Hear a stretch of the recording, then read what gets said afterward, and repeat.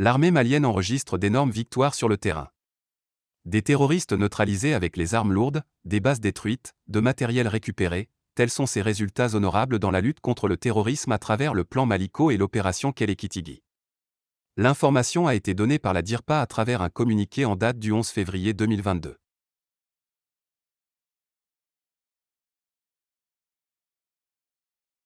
Selon un communiqué de l'armée malienne, depuis le 11 février 2022, au-delà des activités de routine de sécurisation de foires, d'escorte, de relève des unités, des patrouilles de sécurisation des personnes et des biens et de lutte contre la contrebande, l'exploitation des renseignements et les opérations aéroterrestres particulièrement en zone centre et sud. Des actions majeures ont été poursuivies dans certaines localités comme la région de Nara, Sikasso, Bougouni et Koutiala.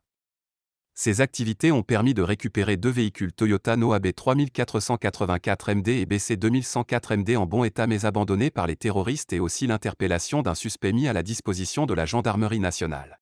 À en croire le dit communiqué, dans les régions de Ségou et Mopti, les frappes aériennes dans les forêts de Songo ont permis la destruction de 4 bases terroristes, 6 plots logistiques, la neutralisation de 43 terroristes dont 31 motos, 6 véhicules, un camion récupéré et 9 motos brûlées.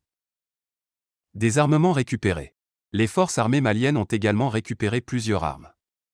Elles sont, entre autres, 18 AK-47,2 mitrailleuses 12,7 mm, 2 mitrailleuses 14,5 mm, 6 mitrailleuses PKM, 3 lance-roquettes anti-Charles-Rack, un pistolet artisanal, plusieurs caisses de munitions de tout calibre. D'autres matériaux aussi ont été récupérés.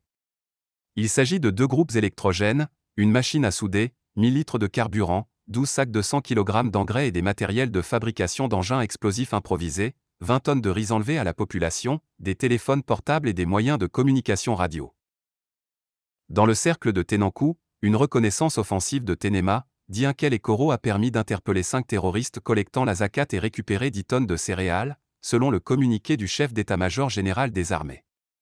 L'état-major général des armées remarque que le présent bilan a évolué, comparé celui de la semaine dernière malgré le mode d'action de l'évitement adopté par les terroristes en débandade en zone sud et centre. Ceci s'explique par la collaboration dans la précision du renseignement, a précisé le communiqué qui a ajouté « L'état-major général des armées rassure l'opinion que les FAMA s'adapteront à ce mode d'action et continueront la dynamique offensive avec surveillance, la poursuite de la neutralisation des terroristes dans leurs sanctuaires et leurs interpellations dans les zones urbaines. »